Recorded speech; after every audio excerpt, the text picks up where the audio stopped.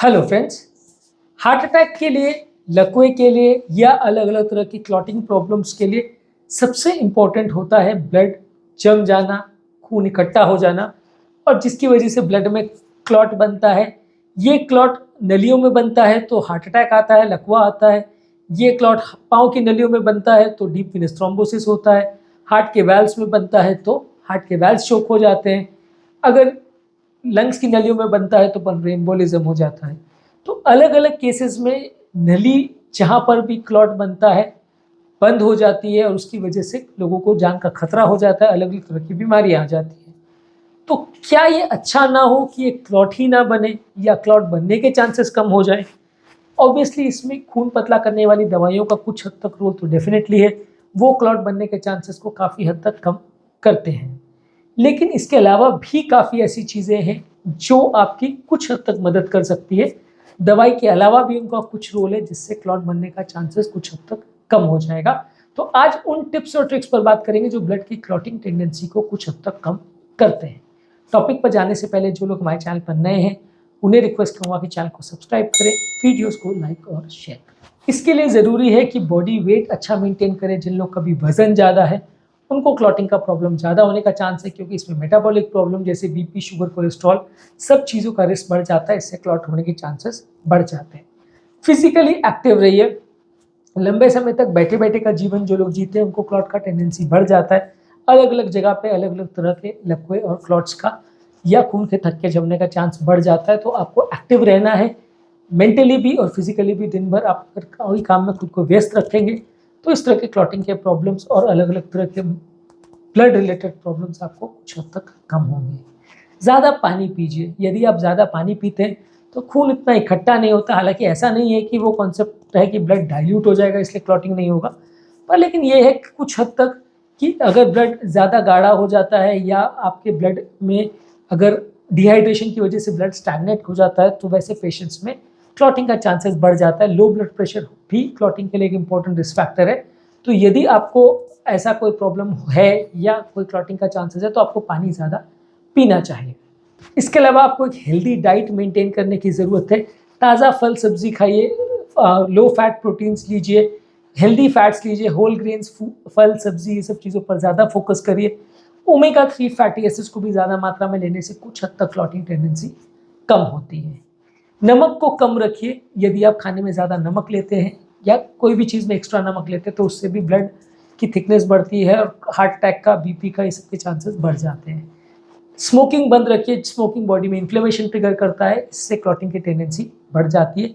यही काम अल्कोहल का भी है। यदि आप ज़्यादा शराब पीते हैं तो उससे भी क्लॉटिंग टेंडेंसी बढ़ जाती है। इसके अलावा लंबे समय तक अभी कोई एयर फ्लाइट में आप जा रहे हैं या ऑफिस में ज़्यादातर बैठे हैं बहुत देर तक, तो कुछ देर उठ के लिए चलना फिरना करिए। इससे आपके पाँव में जो जमा हुआ ब्लड है वो रिलीज हो जाएगा, रिलैक्स हो जाएगा। यदि कोई व्यक्ति लंबे समय तक बेड पर भी पड़ा है, ऑपरेशन के बाद बेड रिडन है, तो भी उनको इन चीज़ों का ध्यान रखना चाहिए। अगर वो चलना फिरना करेंगे, बैठे बैठे नहीं रहेंगे तो क्लॉटिंग की टेंडेंसी थोड़ी कम होगी। तो यदि किसी व्यक्ति को क्लॉटिंग की टेंडेंसी है तो उसको बहुत लंबे समय तक एक जगह पर बैठे बैठे नहीं रहना चाहिए। इससे क्लॉटिंग के चांसेस बढ़ेंगे और प्रॉब्लम्स के चांसेस बढ़ेंगे। जिन लोग को पाँव में क्लॉट्स की टेंडेंसी है या पाँव में खून जमा होने का प्रॉब्लम है, डीप वेनस थ्रोम्बोसिस है, उनको कंप्रेशन स्टॉकिंग्स पहनने चाहिए। खासकर वैसे लोगों को जिन लोगों को पाँव की नलियाँ बहुत डायलेटेड है। ये करने से आपकी पाँव की नलियों में थोड़ा कंप्रेशन होता है, दबाव पड़ता है, जिससे कि नलियों में जमा ब्लड निकल जाता है और खून का थक्का नहीं जमता। एम्बोलिज्म वाले पेशेंट्स के लिए और डीप वेनस थ्रोम्बोसिस वाले पेशेंट्स के लिए ये उपयोगी टिप है। इसके अलावा जो भी मेडिसिन आपको खून पतला करने के लिए चल रही है उसका विशेष ध्यान देने की ज़रूरत है। वो मेडिसिन को प्रॉपरली फॉलो करेंगे तो अच्छा रहेगा। कई बार लोग दवा लेते हैं फिर मिस कर देते हैं, तो ये सारी चीज़ों की वजह से आपका क्लॉटिंग का टेंडेंसी बढ़ जाता है और जब आप दवा को मिस करते हैं उसी टाइम पे सबसे ज़्यादा हार्ट अटैक और स्ट्रोक होते हैं। इसके अलावा कोई भी क्रॉनिक बीमारियां या लंबे समय तक होने वाली बीमारियां यदि आपको है तो उसको प्रॉपरली मैनेज करिए, उसका प्रॉपर ध्यान रखिए। यदि आप लंबे समय तक बीपी, शुगर, कोलेस्ट्रॉल ये सारी चीज़ों को अच्छे से कंट्रोल करते हैं तो क्लॉटिंग के चांसेस कम रहेंगे। नहीं कंट्रोल करते हैं तो ये रिस्क बढ़ जाएगा। इसके अलावा जो भी हार्मोन थेरेपी अगर आपको कोई बीमारी के लिए चल रही है तो उसका प्रॉपर ध्यान देने की ज़रूरत है। खासकर पोस्ट मीनोपॉजल जो हार्मोन रिप्लेसमेंट थेरेपी चलती है उसमें विशेष क्लॉटिंग होने का चांस रहता है। यानी मीनोपॉज के बाद औरतों को फ्लशिंग ना हो, चेहरे पे लाली नहीं हो, इसके लिए हार्मोन रिप्लेसमेंट थेरेपी देते हैं। पर इससे क्लॉटिंग की टेंडेंसी बढ़ जाती है। तो वो अगर आप ले रहे हैं तो विशेष ध्यान देने की ज़रूरत है। इसके अलावा कोई और अगर मेडिकल कंडीशन है जिससे क्लॉटिंग बढ़ सकती है, जैसे किडनी का प्रॉब्लम है, ऑटो इम्यून डिजीज़ है, एट्रियल फिब्रिलेशन है, ये सारी चीज़ों को भी प्रॉपरली ट्रीट करने की ज़रूरत है। कोई भी कारण से शरीर में अगर इन्फ्लेमेशन या सूजन होगा तो क्लॉटिंग टेंडेंसी बढ़ जाएगी, तो इसका विशेष ध्यान देने की ज़रूरत है।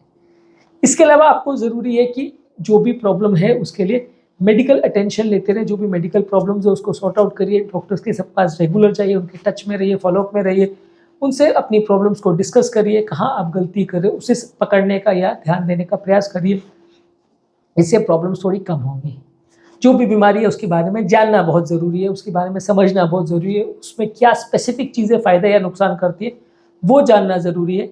यदि आप बीमारी को समझेंगे, उसके ट्रीटमेंट स्ट्रैटेजी को समझेंगे तो उसे मैनेज करना थोड़ा ईजी हो जाएगा। लंबे समय तक क्रॉस लेग करके आलती पालती मार के मत बैठिए, या पाँव बैठे समय एक पाँव को दूसरे पाँव पर लंबे समय तक ऊपर रख के नहीं बैठिए। इससे एक पाँव के वेट से दूसरे पाँव पर प्रेशर पड़ता है, नलियों में क्लॉट होने की टेंडेंसी बढ़ जाती है। खासकर लंबे समय तक अगर आप बैठे हो, जैसे फ्लाइट में, एक पाँव को दूसरे पाँव के ऊपर मत रखिए, इससे आपको थोड़ा प्रॉब्लम्स हो सकता है, क्लॉट होने का चांस बढ़ सकता है। बैठे समय या कोई आप लंबे समय तक अगर चेयर पर भी काम कर रहे हैं या सो भी रहे हैं रात को, तो थोड़ा सा पाँव को एलिवेट कर सकते हैं। पाँव के सरफेस के नीचे 2-3 तकिए रख के उसको रात को एलिवेट कर सकते हैं, या बैठे टाइम किसी चेयर पर उसको रख सकते हैं, किसी स्टूल पर रख सकते हैं, तो इससे पाँव में ब्लड जमा नहीं होगा और इसमें क्लॉटिंग कम होगी। मेंटल स्ट्रेस को अवॉइड करिए, बहुत ज़्यादा मेंटल स्ट्रेस नहीं होना चाहिए। दिमाग पर जितना ज़्यादा तनाव होगा उतना आपको क्लॉटिंग की टेंडेंसी ज़्यादा होगी, उतना आपको ओवरऑल ब्लड रिलेटेड प्रॉब्लम ज़्यादा होगी। योगा, प्राणायाम, डीप ब्रीदिंग एक्सरसाइज इसको फॉलो करेंगे तो प्रॉब्लम्स कम होगी। बैठे समय प्रॉपर पोस्चरिंग का ध्यान रखिए, जिस तरह से आप बैठे हैं, जिस तरह से आप लेटे हैं, वो सब चीज़ों का प्रॉपर ध्यान रखिए। गलत पोस्चर में आप अगर बैठते हैं या काम करते हैं तो क्लॉटिंग की टेंडेंसी बढ़ सकती है। ट्रैवल करते समय या लंबे समय तक अगर आप फ्लाइट में ट्रैवल कर रहे हैं तो बीच बीच में उठ के थोड़ा चलने को जाइए। काफ़ी लोग को एयर ट्रैवल के दौरान या लंबे समय तक एक पर्टिकुलर पोस्चर में बैठने से पाँव में क्लॉट बन जाता है, तो बीच बीच में 12-13 घंटे की अगर फ्लाइट है तो बीच बीच में उठ के थोड़ा चलने को जाइए। इससे पाँव का सर्कुलेशन मेंटेन होगा और क्लॉट के चांस कम हो जाएंगे। यदि किसी को क्लॉटिंग की बहुत ज़्यादा टेंडेंसी है तो पहले से ही खून पतला करने का दवा ले सकते हैं। हालांकि इसको बेनिफिट को और रिस्क को दोनों को डिस्कस करने की ज़रूरत है, क्योंकि अगर इसका बहुत ज़्यादा डोज आपने ले लिया तो ब्लीडिंग होने का चांस हो जाता है, जिससे कि फ़ायदा जो है वो काउंटर बैलेंस्ड हो जाता है। तो ब्लीडिंग का रिस्क कितना है, क्लॉटिंग का रिस्क कितना है, उसको आपस में डिस्कस करके फिर डॉक्टर से पूछ के ये दवाओं को लिया जा सकता है। हर व्यक्ति खून पतला करने का दवा ले लेगा तो बहुत फ़ायदा नहीं होगा। ठंड के वातावरण में शरीर को गर्म रखने की ज़रूरत है। ठंडे टेम्परेचर में क्लॉटिंग की टेंडेंसी बढ़ जाती है, हार्ट अटैक्स की टेंडेंसी बढ़ जाती है। तो बॉडी को थोड़ा गर्म रखने के लिए गर्म कपड़ों का प्रयोग करें। घर के वातावरण को भी थोड़ा गर्म रखिए, इससे भी थोड़ा क्लॉटिंग के चांसेस कम होंगे। रेगुलर हेल्थ चेकअप्स करिए, हर 2-4 महीने में, 6 महीने में ब्लड चेकअप्स करिए।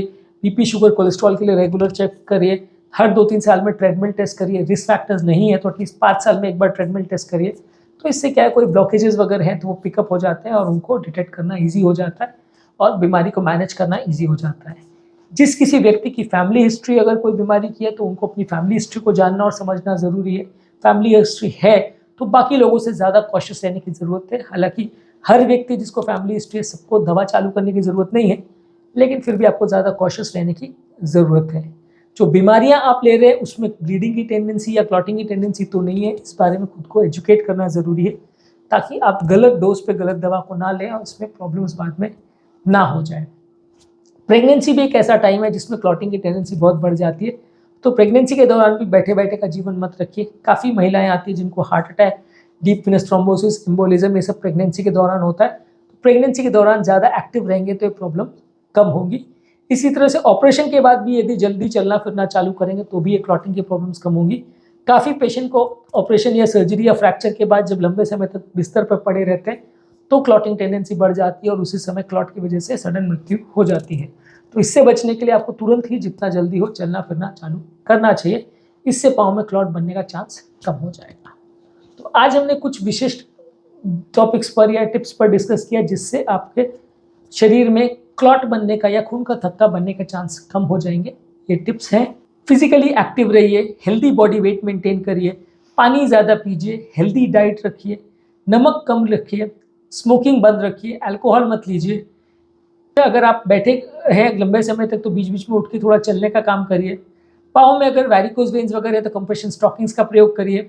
मेडिसिन रेगुलरली लीजिए। बीपी, शुगर, कोलेस्ट्रॉल जैसी बीमारियों को मैनेज करिए। हार्मोन रिप्लेसमेंट थेरेपी में ज़्यादा सतर्क रहिए। कोई भी मेडिकल प्रॉब्लम जैसे एट्रियल फिब्रिलेशन, ऑटोइम्यून प्रॉब्लम्स या क्लॉटिंग प्रॉब्लम्स है तो उसका विशेष ध्यान रखिए। बीमारी के बारे में खुद को और परिवार वालों को एजुकेट करिए। लंबे समय तक क्रॉस लेग मत बैठिए। बैठे हैं तो पाँव को थोड़ा एलिवेट करके रखेंगे तो ज़्यादा अच्छा है। स्ट्रेस को, खासकर मेंटल स्ट्रेस को मैनेज करिए। बैठे समय प्रॉपर पोस्चर का मेंटेनेंस करिए, गलत पोस्चर में मत बैठिए। ज़रूरत हो तो ब्लड थिनर्स ले सकते हैं। लंबे समय तक फ्लाइट में अगर बैठे हैं तो बीच बीच में थोड़ा चलना फिरना करिए। ठंड के मौसम में थोड़ा बॉडी को गर्म रखने का प्रयास करिए। रेगुलर हेल्थ चेकअप्स करिए। मेडिसिन के बारे में खुद को एजुकेट करिए। फैमिली हिस्ट्री अगर है तो ज़्यादा सतर्क रहिए। प्रेगनेंसी के दौरान ज़्यादा एक्टिव रहिए। लंबे समय तक बैठे बैठे मत रहिए या सर्जरी के बाद भी लंबे समय तक बैठे मत रहिए या ज़्यादा समय तक लेटे मत रहिए। इससे भी क्लॉटिंग का चांसेस बढ़ जाता है।